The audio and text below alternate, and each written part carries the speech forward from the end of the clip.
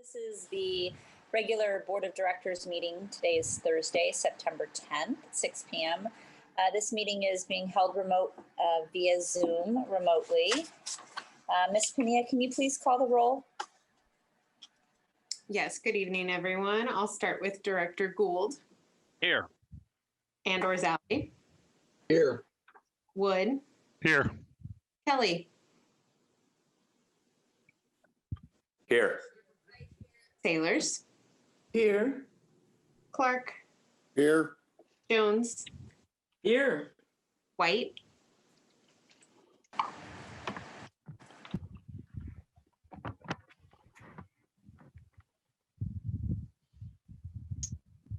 Director White, I know I saw you. Are you still there?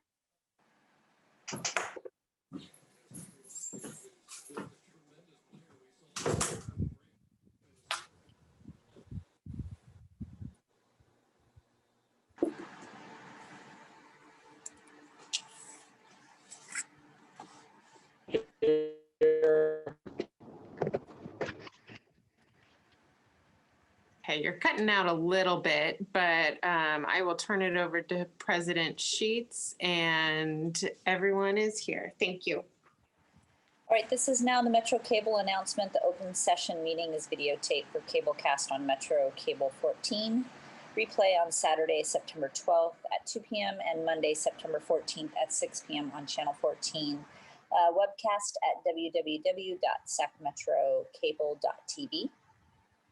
This is now the public's opportunity to discuss matters of public interest within the district's jurisdiction, including items on or not on the agenda. Madam Clerk, are there any speakers? I did not receive any speakers. However, Art, if you could unmute everyone and allow any of our attendees who may want to speak for a moment to do so. Yep, in the process. Hello, attendees. Now would be a great time to let us know if you have anything to say. Looks like no response. Great. All right, moving on to the consent items. Are there any questions or concerns from the board members? Madam President, I would like to move the consent agenda. I'll second that. Great, we have a first and a second. Ms. Pena, can you please call the roll? Yes, Director Gould. Aye. Orzali. Aye. Wood.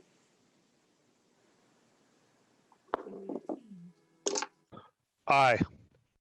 Kelly. Aye. Sailors. Aye. Clark. Aye. Jones. Aye. White.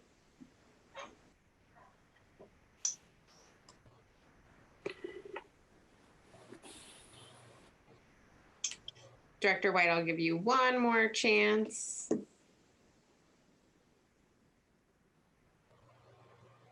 All right, I know he was joining us from a strike team this evening, so I will mark him as absent for now.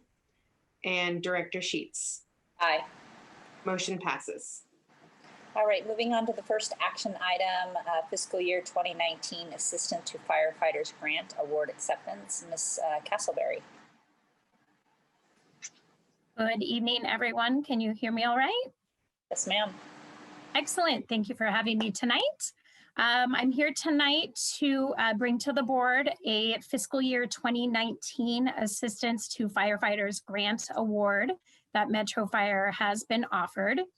This award is for to conduct the IAFF Fireground Survival Training Program for our members. It includes a Train the Trainer program where we will be trained by IAFF to have instructors within our department.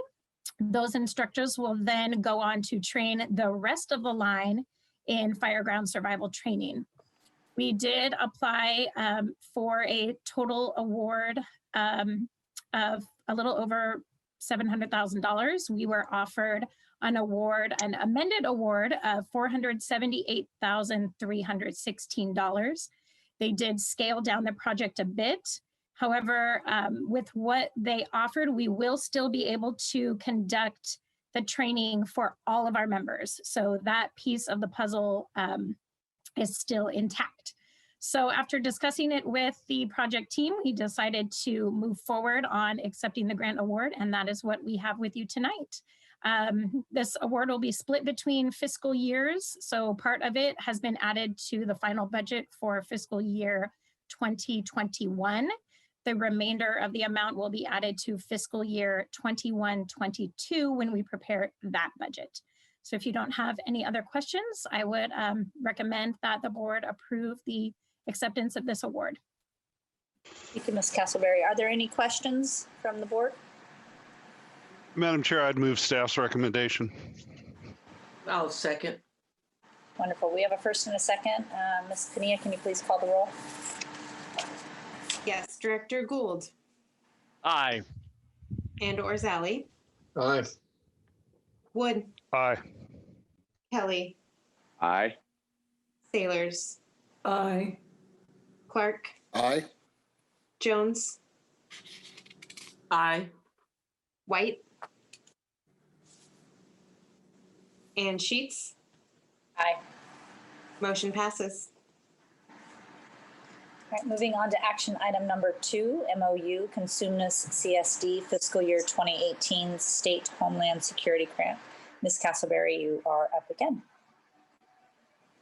Thank you again. So this action item is basically that the Consumnes Community Service District Fire Department did receive a fiscal year 2018 grant award for the State Homeland Security Grant Program. This was a regional request that included Metro Fire, City Fire, Folsom, and Consumnes. And this request was specifically for CERT supplies and equipment. So as part of that process, they are requiring us to sign an MOU that outlines basically the roles and responsibilities of each of the partner agencies. In total, the grant award is $70,000 to Consumnes. Every agency is receiving a $20,000 share of that, with the exception of Folsom. They are receiving a $10,000 share of that. We will not be receiving any direct funding. What we will be getting is supplies and equipment that are valued at $20,000. So we are actually working right now with Consumnes and with our CERT team here at Metro to identify what those needs are and put together our wish list, basically. And then Consumnes will be making the purchase and deploying those supplies directly to us. So I would request that the board approve the execution of this MOU so that we can get these much needed CERT supplies. I'll take any questions if you have them. Thank you, Ms. Castleberry. Any questions? Madam Chair, I'll move staff's recommendation. And I'll be glad to second it. Okay. Wonderful. We have a first and a second. Ms. Pania, can you please call the roll? Yes, Director Gould, Aye. Orzali, Aye. Wood, Aye. Kelly, Aye. Sailors, Aye. Clark, Aye. Jones, Aye. White, and Sheets. Aye. Motion passes. All right, moving on to action item number 3, COVID-19 response units. Looks like Chief Harms and Assistant Chief Law.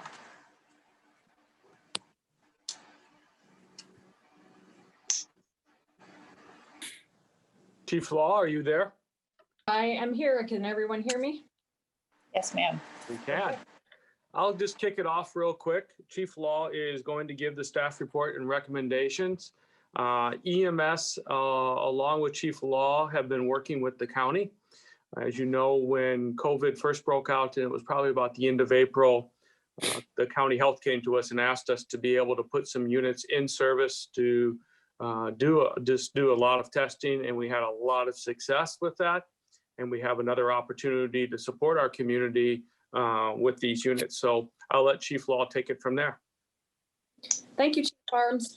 Directors, tonight I'm here to ask for your approval to authorize Chief Harms to enter into a contract between Sacramento County and our fire district to operate community care response units. These units are going to be different than the units that we had in service previously, in that we are not going to be staffing an advanced level provider with a paramedic on these units. These units will be staffed by a firefighter paramedic or firefighter EMT together, teams of 2 personnel.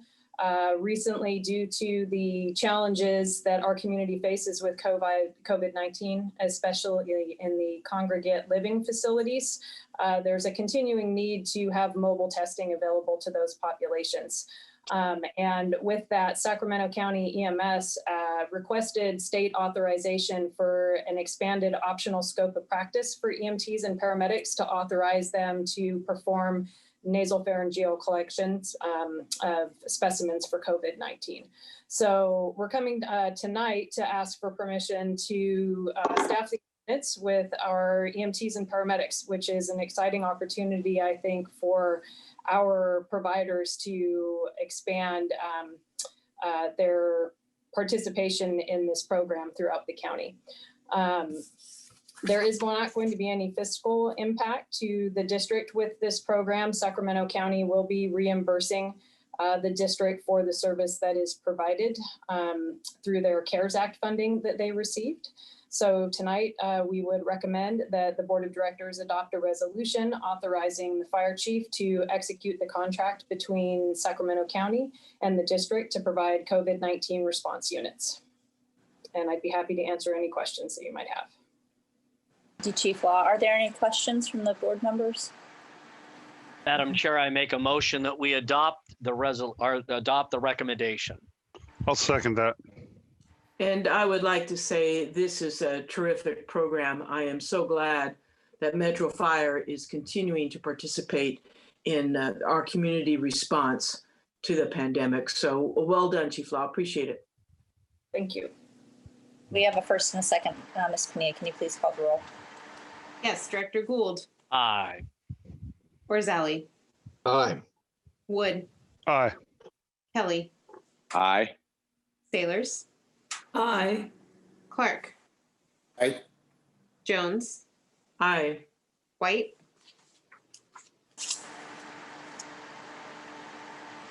Gates. Aye. Motion passes. All right, we're moving on to the final action item, fiscal year 2021 final budget. CFO Thomas.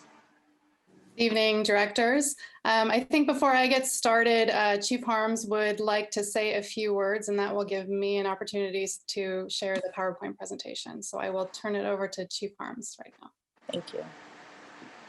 Just a couple comments. The first one is just with Aaron and Marie and the staff that supported them in working to be able to pull these grants forward. And then with Barbie, with the EMS and staff. And I think even during normal times, some of the times these abilities to complete contracts, get them done and move them forward is challenging.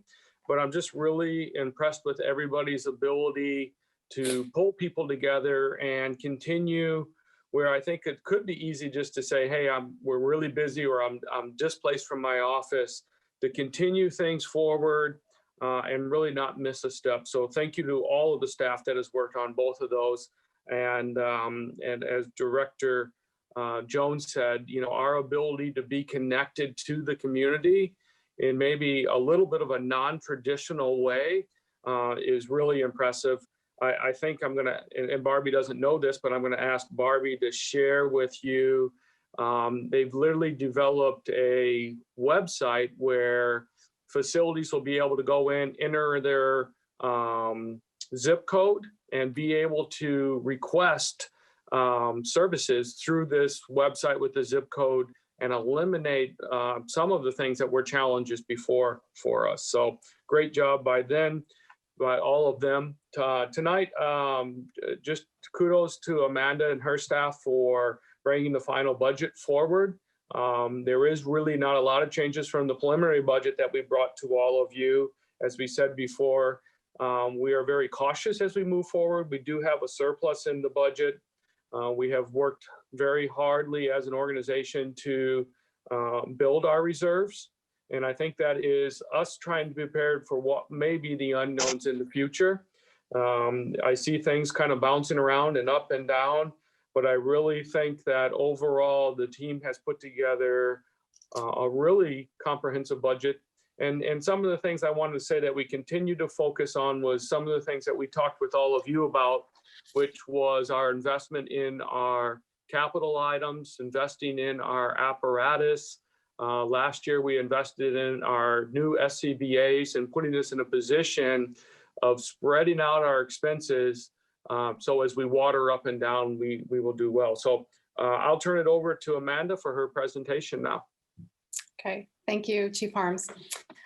So as Chief Harms said, I'm here this evening to present the final budget for fiscal year 2020-21.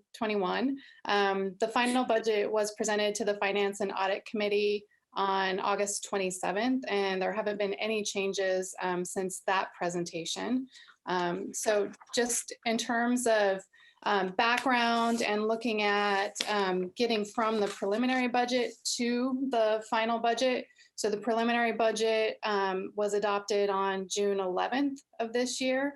And at that time, we had a $2 million surplus in the general fund. And that really reflected a cautious approach that we're taking to this year's budget, given that, we know there's some economic uncertainty in the future. So we really did take a cautious approach and budgeted for a surplus and a continued building of the reserve. We really, again, as Chief Harms mentioned, have sort of remained in that position for our final budget that's being presented tonight. So some of the significant changes from the preliminary budget to the final budget include that we actually now have higher estimated property tax revenues. And as you'll recall, the taxable value also determines what the wage increase will be on January 1st, 2021. So we're looking at a change in that versus preliminary budget as well. So we have a 5.1% increase in net taxable value, which is based on property values as of January 1st, 2020. And that would equate to a 3% increase in wages on January 1, 2021. So in preliminary budget, we were looking at about 4.5% property tax increase and 2% wage increase. So we have that really is the primary change from preliminary budget to final budget. There were some other changes, but that accounts for the majority of the difference. Overall, the general fund revenue increase compared to preliminary budget, so going from prelim to final, is about $1 million increase, and our expenditure and transfer out increase is about $900,000. So a slight improvement to the bottom line, but we're essentially staying at about a $2 million surplus in the general fund. The other change compared to preliminary budget is that we now have our preliminary unaudited numbers for the prior fiscal year, so for fiscal year 1920, and we're estimating that our beginning general fund reserve balance for this fiscal year, so where we ended last fiscal year and started this fiscal year, is about $35 million. If we add the $2 million budgeted surplus for this year, we would be projecting a reserve at the end of this fiscal year of $37 million, or about 15.9% of our net budgeted expenditures. So that puts us over the 15% minimum reserve target that we have. So I just talked about some changes from preliminary to final budget. For the rest of the presentation, I'm really going to focus the comparison on year-to-year changes. So changes compared to our unaudited results for fiscal year 1920. So this table is showing the recommended final budget in that shaded blue column, and then our unaudited results for 1920 in the kind of peachish color. So looking at our revenues, so final budget, we're projecting revenues this year of about $230 million. That's about a $13 million increase compared to our revenues for 1920. Labor costs, about $195 million. Again, roughly a $13 million increase compared to 1920. Total expenditures, $230 million, which is about a $16 million increase. And then I'm looking at our transfers in and our transfers out. So the transfer in is coming from the IGT fund. So that's providing $9 million of funding to the general fund. That's unchanged from last year. And then transfers out of about $7 million, with most of that going to the capital facilities fund. And that's a little bit of an increase compared to last year. And you can see sort of adding or taking our revenues, subtracting our expenses, adding our transfers in, subtracting our transfers out. That's how we get to our roughly $2 million change in fund balance. And that would be in addition to the general fund reserve. So looking at our revenue history in the general fund, not a lot of change here compared to preliminary budget, but we've seen this trend for several years. We're basically looking at our 8th year of property tax revenue growth post-recession and our 10th year of total revenue growth. So we see that continued increasing trend when we look at total revenue and transfers in. That's the $239 million. So that includes the IGT transfer. And of that, $166 million is property tax revenues. So this pie chart shows that the distribution of revenues, so property taxes and our tax-related revenues account for about 70% of funding sources in the general fund. The next largest are charges for services, which includes our medic fees. That's about 24%. Then we have our IGT transfer coming in, that's about 4%. And then about 1% for all other revenue sources. So looking a little bit more closely at the year-over-year change in revenues. So projected general fund revenue, excluding IGT, of $230 million. As I mentioned, that's a $13 million increase compared to last year. The primary contributors to that increase are a $7 million increase in property taxes and property tax related revenues. And then we also have a $5 million increase in deployment reimbursements. And that's really because 1920 was an unusually low year for deployments. So we're budgeting for a more normal year by recent historical standards this year, which is resulting in that $5 million increase in revenue. There's a corresponding, although not entirely offsetting, increase in expenses on the labor side, which you'll see when we get to that slide. So adding in that $9 million from IGT, that's how we get to the total sources of $239 million. Looking at our expenditures, so we have $237 million total expenditures and transfers out. Looking at this orange slice, so 13% of that is coming from services and supplies. We have about 2% taxes, licenses, debt service, other. 3% are transfers out. And then, of course, the largest category are labor costs at about 82%. And taking a closer look at the labor costs, just because I think sometimes we don't always think about the fact that labor is wages and benefits. This chart is really showing us that of that $195 million labor budget, we're getting very close to a 50-50 split between wages and benefits. So if you particularly look at the benefits slice of this pie here, I mean, you can see that about half of our benefits costs, or a little more than a quarter of total labor expenses, are coming from pension costs. And then we have about 10% of our labor costs are OPEB, and then the remaining 10% medical, dental, and other benefits. So I think this is a good visual of kind of how the labor budget breaks out. And I think, over the next several years, we're going to see that even closer to a 50-50 split.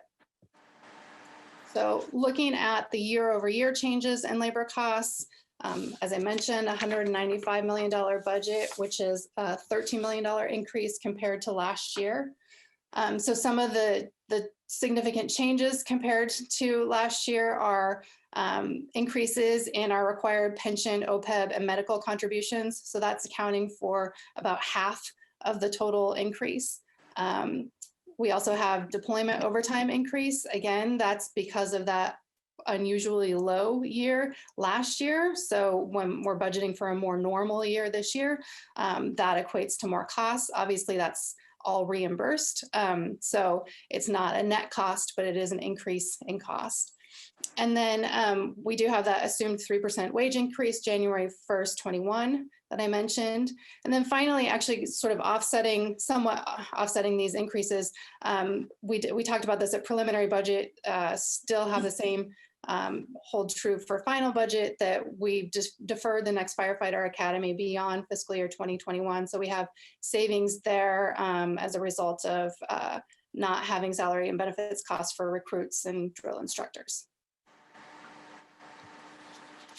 So looking at the year-over-year changes in the other expenditure categories, the services and supplies budget totals 31 million, which is a $4 million increase compared to 1920.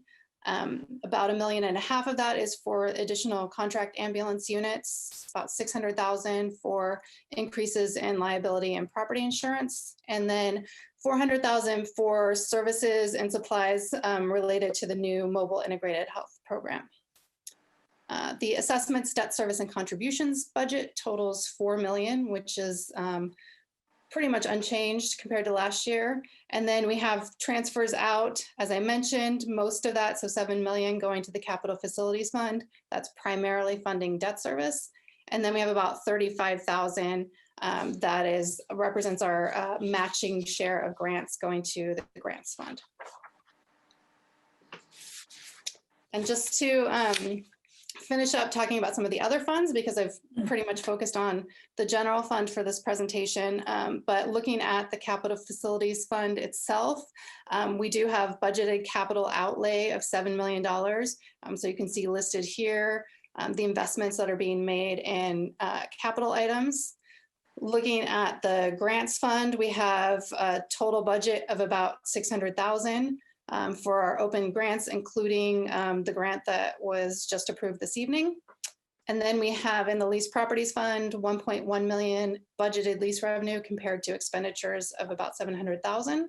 And finally, in the development impact fees fund, we have 7 million budgeted for the construction of Station 68. And that concludes my presentation. The recommendation is to adopt the final budget for the fiscal year ending June 30, 2021, but I'm happy to take any questions you have. Thank you, Ms. Thomas. Are there any questions from the board? One question. Go ahead, Director Rosali. Amanda, thank you so much for the presentation. It was excellent as always. Now that we've reached that mythical 15+% reserve, which is a fantastic thing, do you feel that 15% is the right percentage for an organization like ours to maintain? Is there any extenuating factors in deciding what the reserve should be? Yeah, I mean, I think that's a very good question, something that's certainly worth exploring. Just by way of background, so the policy that's in place right now establishes 15% as the minimum target. And I think that equates to roughly 1.8 months of operating expenses. The 15% is the minimum target, 50% is the maximum target according to the current policy. So we really have set a range for ourselves of 15 to 50% being where we would like to be. So I think we should feel good about the fact that we've gotten into that range, but I don't think it was ever set to be an ending point. So I don't think we should think about it as being an ending point, but we're now within the range that we've established.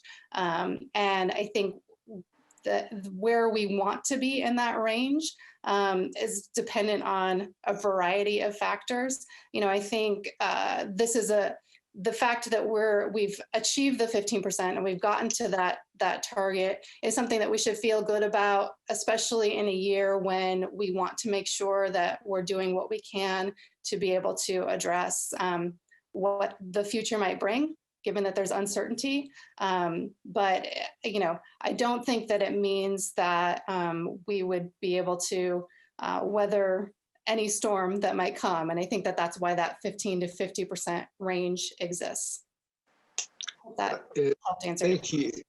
Thank you for that. I'm going to advocate that we as an organization review that and talk about what we know from the 2008 experience is this stuff can happen. And might we want to explore a new goal? So thank you for your time. And I would hope that the board would entertain the idea of us exploring our reserve needs further. Thank you, Director. Any other questions or comments from the board? Madam Chair, I make a recommendation that we adopt the final budget as proposed. We I'll actually second have that to do motion. we have to do each each resolution separately. Then I make a recommendation, we do each resolution separately. There you go. And I'll second half of those.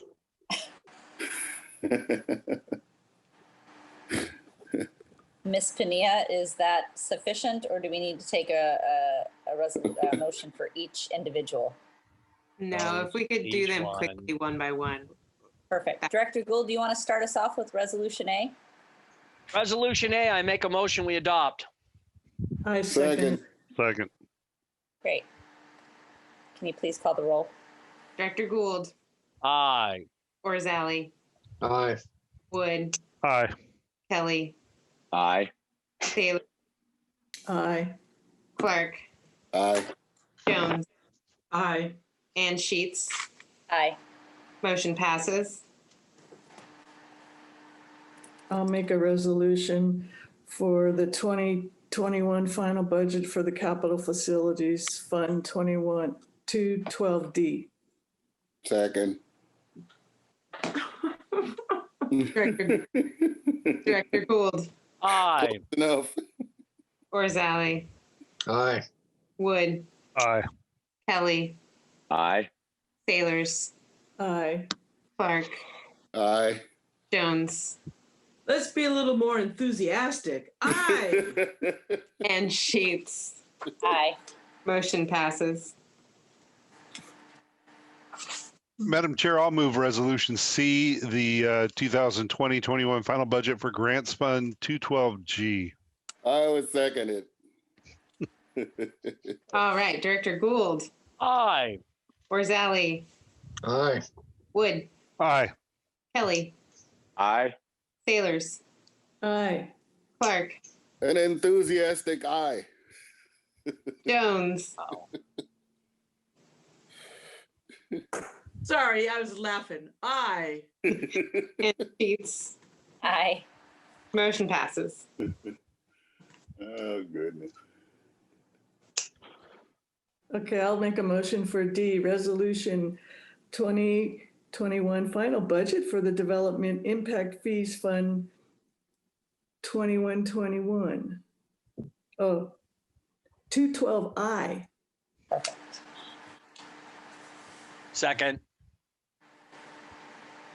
All right, Director Gould, Aye. Orzali, Aye. Wood, Aye. Kelly, Aye. Sailors, Aye. Clark, Aye.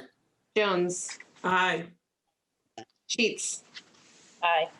Motion passes. Okay, I'll make a motion for E, Resolution 2021 final budget for the Leased Properties Fund 212L. I'll second that. Second. All right, Director Gould, Aye. Orzali, Aye. Wood, Aye. Kelly, Aye. Sailors, Aye. Clark, Aye. Jones, Aye. and Sheets. Aye. Motion passes. Okay, I'll make a resolution for F, Resolution 2021 Final Budget for the IGT Fund 212M. I'll second. Director Gould, Aye. Orzali, Aye. Wood, Aye. Kelly, Aye. Sailors, Aye. Clark, Aye. Jones, Aye. and Sheets. Aye. Got jazz fingers. Final budget is passed. All right, moving on to reports. President's report. I have nothing to report, but I'd like to call a moment of silence at the end of this meeting in honor of the 19th anniversary of 9/11 and all of those who lost their lives. Right on. Moving on to the fire chief's report. Chief Arms. You're muted, Chief Harms. Rookie mistake. Thank you, directors, for all the support for the budget as we move forward. A few things going on. On September 1st, we hired logistics tech Anthony Berkey. Welcome, Anthony, to logistics. On 9/25, Captain Sean Burke took a spot on EMS 24 on A shift, and he'll start his role over there in that new assignment. So welcome, Sean, to kind of a quasi staff field position. As far as meetings go, a lot of my week has been, in the last 2 weeks, has been about EMS, our 201 rights, and working with our partner agencies and the county for putting our plans together for moving forward. Right now, we have some meetings that will be tomorrow, and then next week to continue to strengthen our 201 rights as we move forward. We had on the 3rd, the California Metro Fire Chiefs monthly meeting. Today, two things would have been going on. One, we would have all, or a few of us would have been in DC, and the California Fire Chiefs annual conference would have been going on, but both of them have been canceled. So they had a 1 day, half the people were in place and half were on Zoom for their meeting. And I also attended a meeting with the Urban Fire Forum, which is the national and international group. And we talked about diversity, equality, and inclusion in the fire service. And they went through a number of cities and talked about their plans and what they had done over the time. I had an opportunity, myself and Chief Bridge went down on Tuesday and saw our crews down in Santa Rosa, visited one of the strike teams down there, the strike team leaders. I think Mike Lozano is going to talk to us just a little bit about ops, and I think they actually are back into town, but they were doing very well. They had just come off the line. They were looking forward to getting some rest, getting something to eat, and taking a shower and going from there. The last two things are kind of unique items. This week is the Suicide Prevention Week. Our peer support team has put together some videos, information, and each day are delivering that information out to the membership. It can be a difficult conversation to have, but we feel it's such an important conversation. Statistic-wise, it's not really tracked, but they feel that suicides in the fire service actually it could be 2 to 3 times higher than line of duty deaths that we have.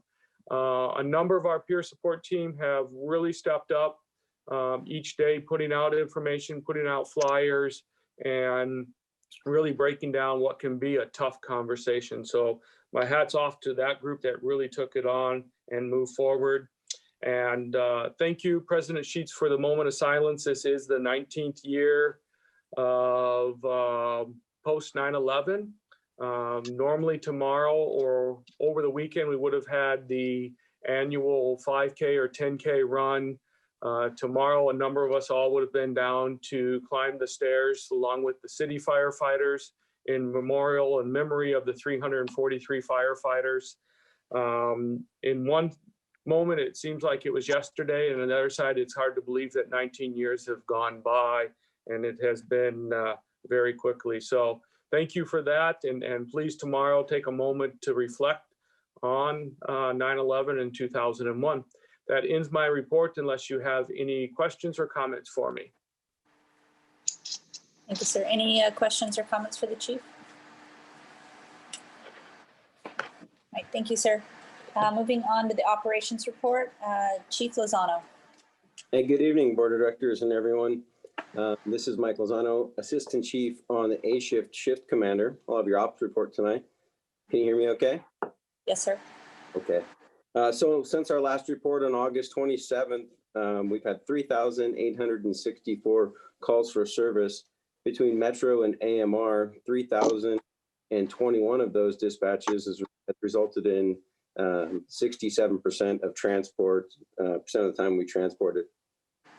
We've had 6 building fires, structure fires since our last report. Our busiest engine was engine 53 with 183 responses. Our busiest medic was medic 53 with 181 responses.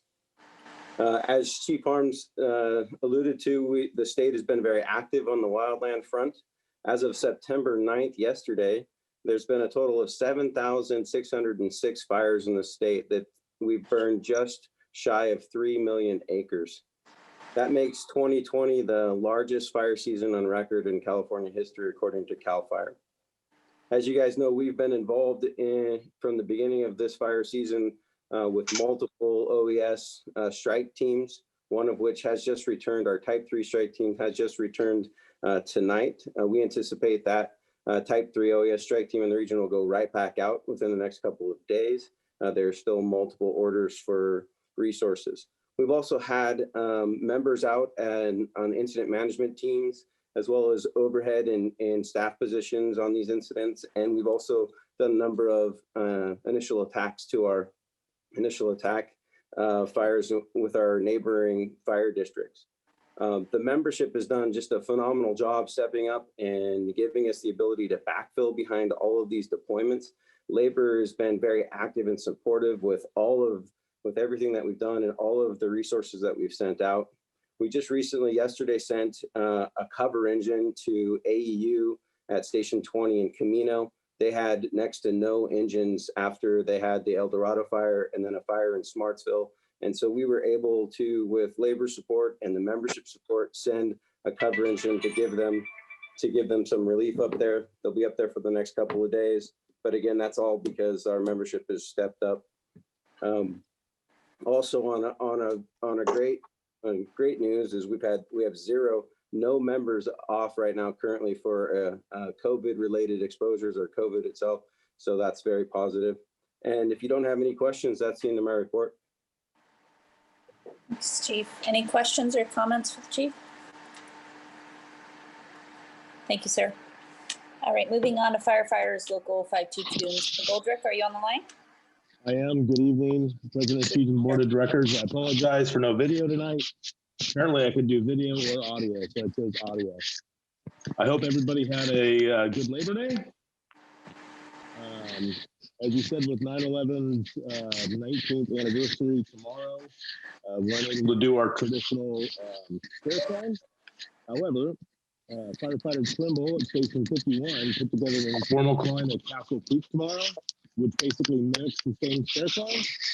So I want to give her credit for that and thank her. Also, as the operations report stated, we had 29 personnel out representing our agency in both initial attack and overhead assignments. And I'd also like to thank Grant Gould for meeting with us this past week. It's good to have dialogue and conversation with the directors. That's all I have for tonight. Thank you, sir. You were a little broken up, but I think we got the majority of it. Are there any questions or comments for Mr. McGoldrick? Thank you, sir. All right, moving on to committee and delegate reports. Executive committee, we have not met in some time and we do not have a meeting planned. Moving to Communications Center JPA, is Chief Shannon on the line? Yep, I'm here. Good evening, President Sheets. Comm Center met this last Tuesday on the 8th. Happily report, they had a couple of promotions. Elizabeth Strong was promoted to EMS supervisor, and Catherine Shelton was promoted to dispatch supervisor. So we're looking down the road a little bit. They're going to try to accommodate an academy sometime early December with 4 new members. That is in the works. And lastly, just to report, about the last 7 months, they've been working out the bugs and testing the Pro QA. It's a new software that's going to make the dispatchers day and ability to do their job much better. It'll make it easier for them and hopefully translate that to the troops. They've been, like I said, they've been working on that for about 7 months. They're looking at a go live date of December 6th. With that, that's the end of my report. Next meeting will be September 22nd. Thank you, sir. Any questions or comments?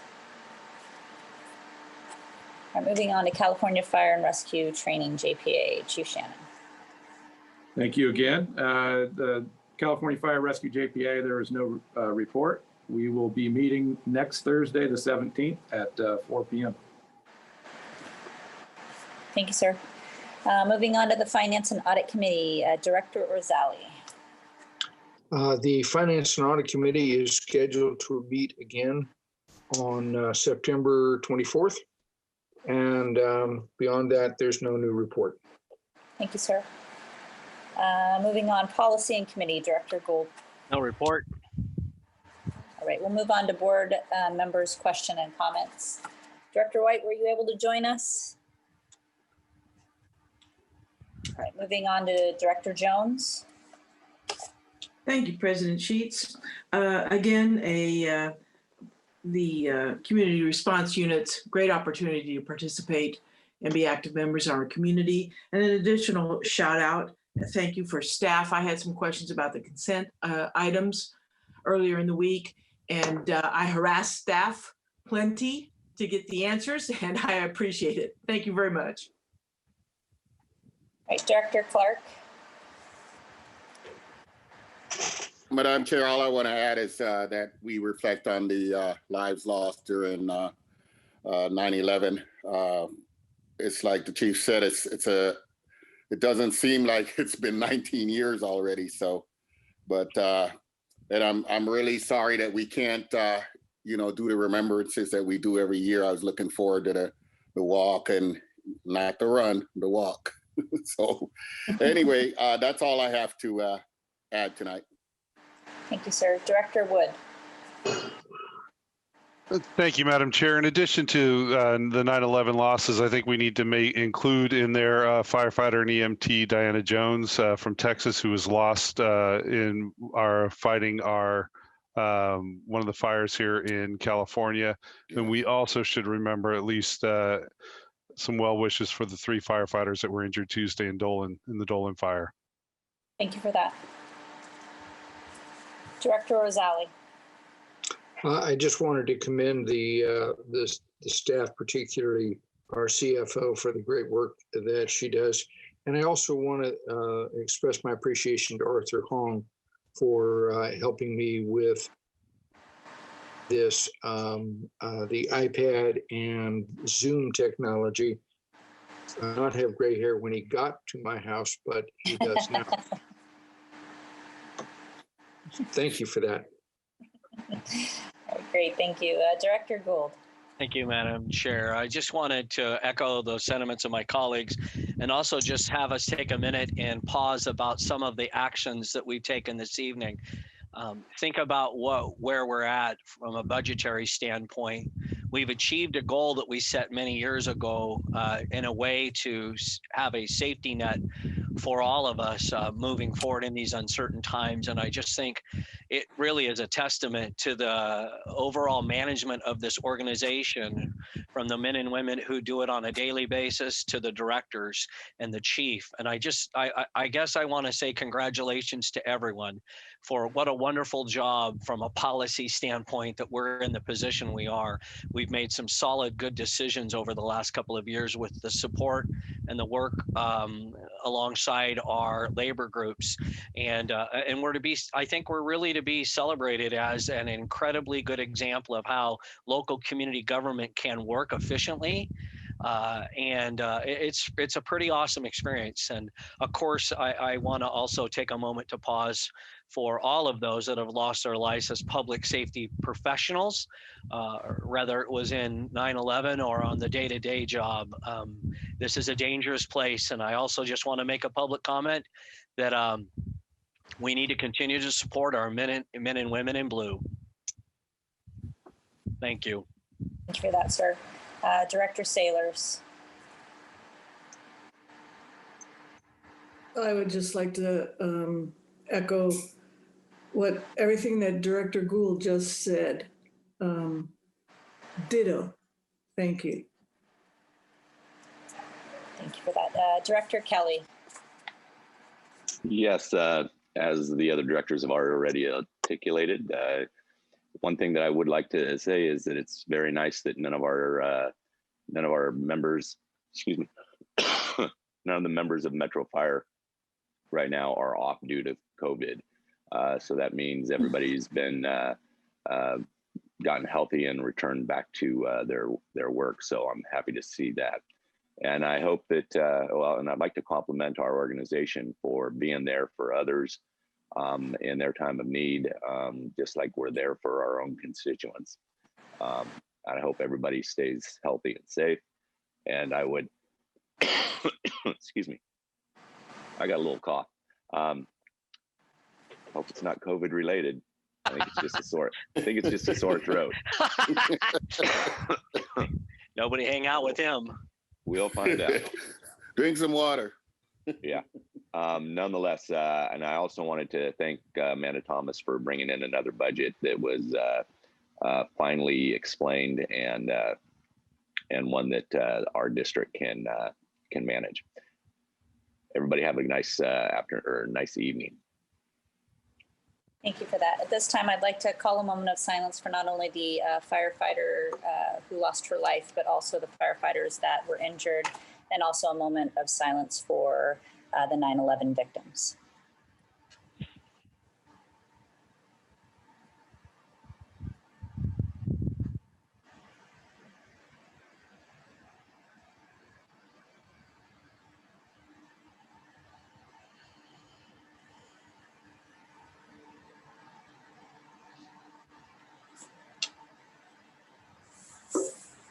Thank you. And with that, I'd like to adjourn this meeting. Next board meeting is September 24th. Everybody be safe out there. Bye-bye. Good job. Thank you, Madam President. Everyone. Good night, everybody. Good night. Bye-bye. Be safe.